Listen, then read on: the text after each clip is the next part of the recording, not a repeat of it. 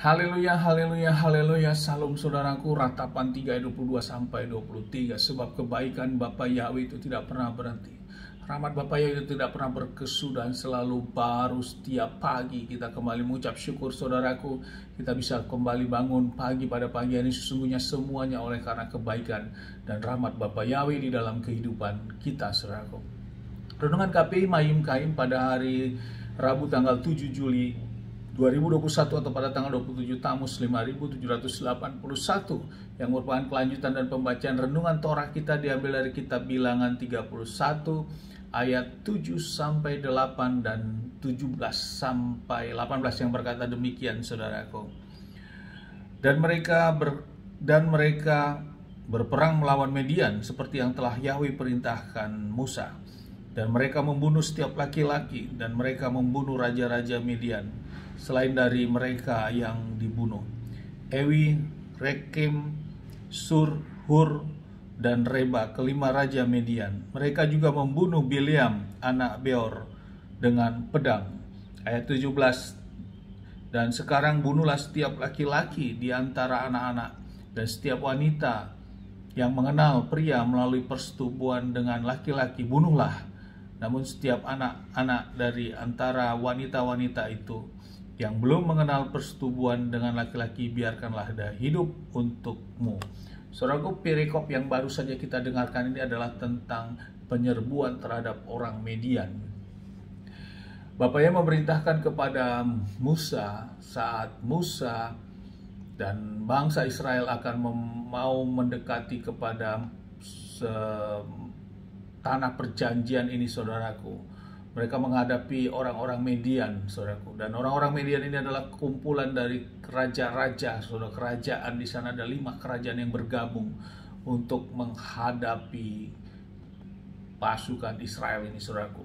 Dan Bapak yang memerintahkan setiap suku dari suku Israel 1.000 orang untuk keluar sebagai pasukannya, berarti ada 12.000, saudaraku. Dan ini juga termasuk anak imam Eleazar, yaitu Phinehas, juga ikut berperang dengan membawa nafiri dan juga perkakas kudus. Saudaraku, bila kita renungkan hal ini, tentunya dalam bicara kekuatan, komposisi kekuatan tentu tidak berimbang, saudaraku. Dilihat dari mana bangsa Israel yang terus bergerak berpindah-pindah selama berkemah, berarti kesiapan daripada pasukan-pasukannya ini tentu tidak maksimal, saudaraku. Namun sebaliknya, di 5 raja ini tentu mereka yang sudah memiliki suatu wilayah, daerah, teritorial sendiri, mereka tentu memiliki pasukan-pasukan yang sudah terlatih, saudaraku, termasuk juga persenjataan dan perlengkapannya. Dan mereka menggabungkan 5 kerajaan untuk menghadapi bangsa Israel ini, saudaraku. Namun kita lihat betapa besarnya kuasa Bapa Yahweh lewat otoritas dan kuasa Bapa Yahweh. Maka Midian semuanya dikalahkan, saudaraku. Raja-rajanya dibunuh, juga semua rakyatnya yang laki-laki dibunuh, dan yang boleh ditinggalkan hanya wanita, anak-anak, saudaraku. Dan juga di dalam peristiwa ini, Nabiah Bileam juga anak Beor juga dibunuh, saudaraku, oleh pedang oleh bangsa Israel. Lewat firman yang baru saja kita dengar ini, saudaraku, di antara kita harus mengerti bahwa memang di dalam peristiwa ini betapa besarnya kuasa, otoritas, dan penyertaan Bapa Yahweh itu yang tidak bisa dikalahkan, saudaraku. Dari segi kekuatan walaupun kecil, namun karena kuasa Bapa Yahweh menyertai, maka dia mampu mengalahkan kekuatan-kekuatan yang lebih besar dalam perlindungan Bapa Yahweh. Ini yang menjadi renungan bagi kita, saudaraku. Dan kita harus memahami ini. Kita yang sudah mengerti di dalam kehidupan kita, peperangan kita saat ini adalah bukan peperangan terhadap secara fisik seperti ini, saudaraku. Peperangan kita adalah peperangan melawan penguasa-penguasa, penghulu-penghulu pemerintah, yaitu kuasa roh-roh jahat, saudaraku, yang akan meruntuhkan iman-iman orang yang percaya.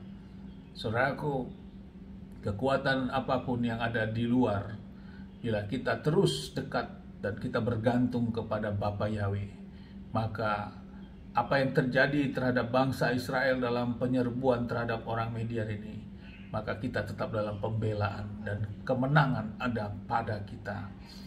Yang menjadi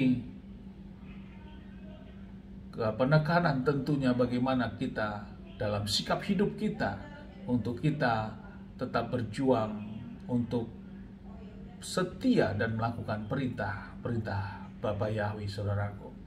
Ini yang menjadi renungan bagi kita, sehingga kita dalam langkah menjalani kehidupan kita ini, pertama tentu kita tidak perlu ada sesuatu pun yang kita sombongkan sesungguhnya, saudaraku.